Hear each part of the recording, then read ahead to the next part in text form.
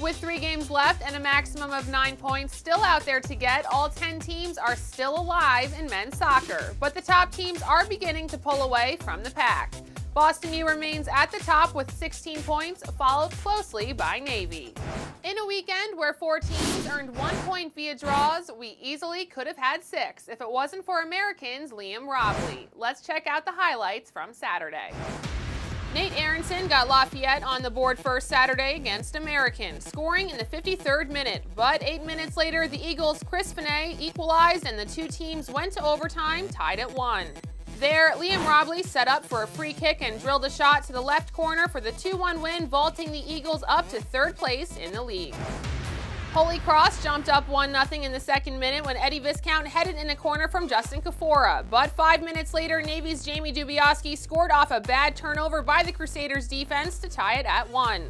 Dubiowski was at it again in the 59th minute, this time setting up Jeff Fries for the eventual game-winning goal and a 2-1 victory.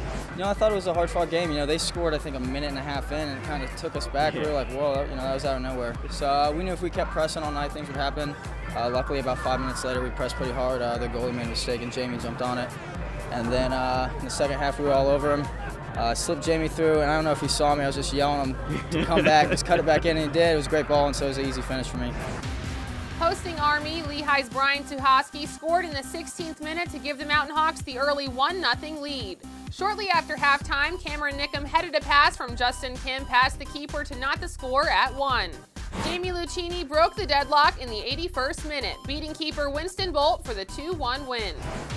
Boston U's Felix DeBona worked a nice give-and-go with Jordan Barker to put the Terriers up 1-0 in the 14th minute at Loyola. That score nearly held up, but in the 90th minute, Joseph Cahalan headed in a cross from John Tower to tie the game at 1, and the game ended in a 1-1 draw. After a scoreless first half at Colgate, Bucknell's Jesse Klug beat the keeper one-on-one to make it 1-0 in the 49th minute.